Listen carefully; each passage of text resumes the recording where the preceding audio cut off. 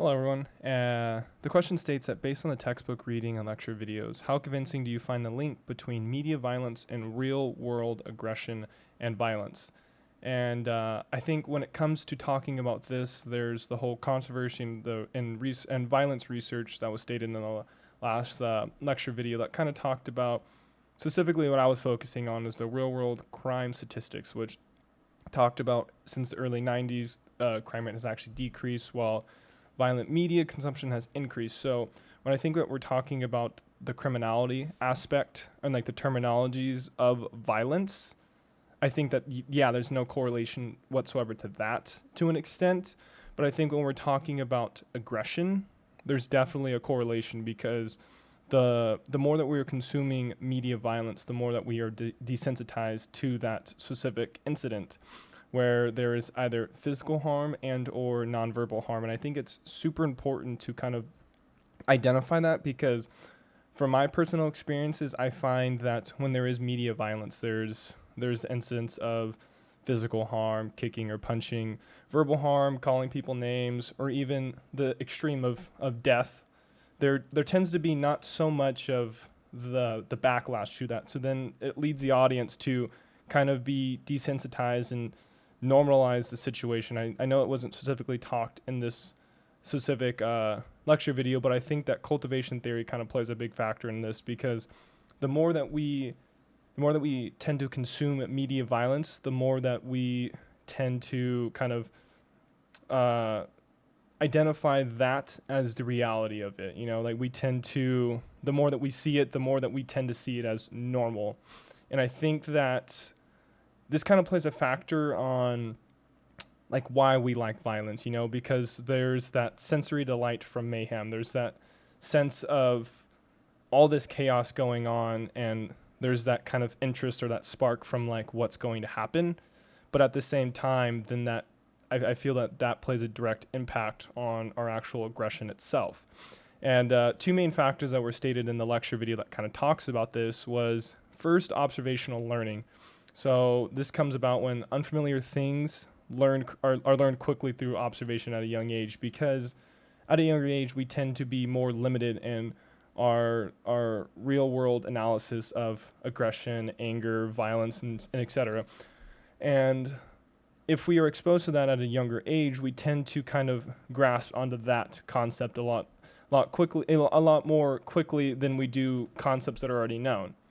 And I think that that's important to identify because the more that we latch onto those media violences, the more that that's going to play a factor on our actual real world aggression. And then secondly, there is priming, which is slightly different than observational learning because this is where we unconsciously take symbols or words to increase the probability of learning by relating symbols and schemata.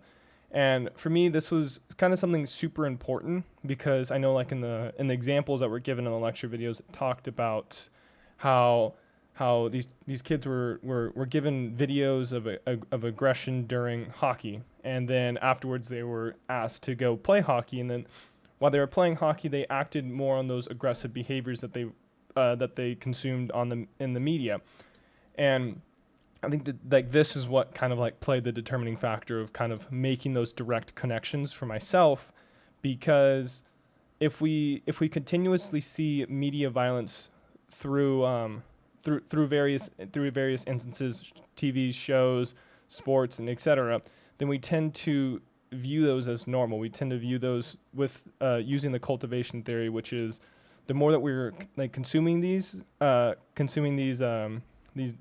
media instances, the more that we tend to see those as normal, and we then act on those behaviors consciously or subconsciously.